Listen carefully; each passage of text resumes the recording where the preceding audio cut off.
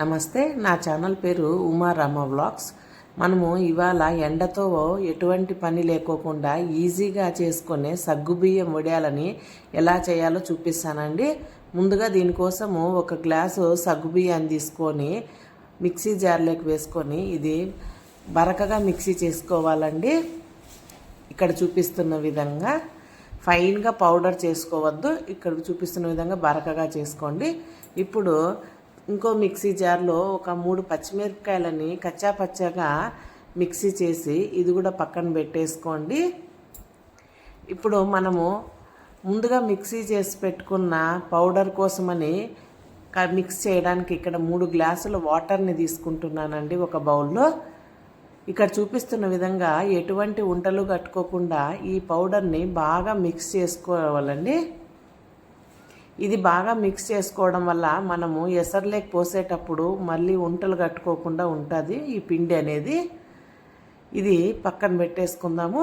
ఇప్పుడు ఎసరు కోసము ఇక్కడ ఒక 5 గ్లాసులు వాటర్ని తీసుకుంటున్నాను. మొత్తం ఒక గ్లాసు సగ్గుబియ్యం తీసుకుంటే 8 గ్లాసులు నీళ్ళు తీసుకోవాలి.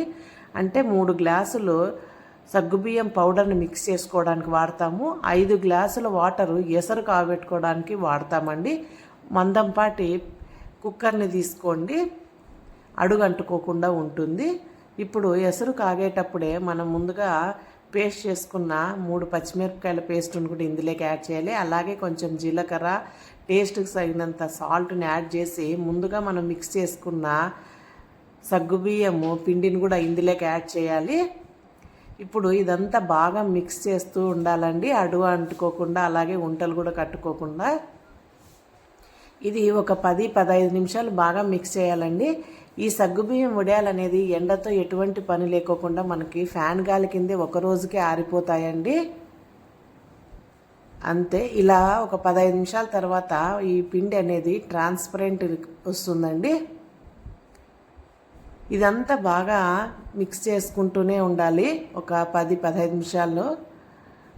అంతే, మన సగ్గుబియ్యము రెడీ అయిపోతుంది. ఇప్పుడు ఇది ఫ్యాన్ కింద పెట్టి ఒక 10 నిమిషాలు అట్లా బాగా చల్లారనివ్వాలి. చల్లారిన తర్వాతే వడియాలు పెట్టుకోవాలి. ఎందుకంటే మనం ఇక్కడ ప్లాస్టిక్ షీట్ మీద వడియాలు వేస్తాం కాబట్టి ఇది మొత్తం చల్లారాలండి.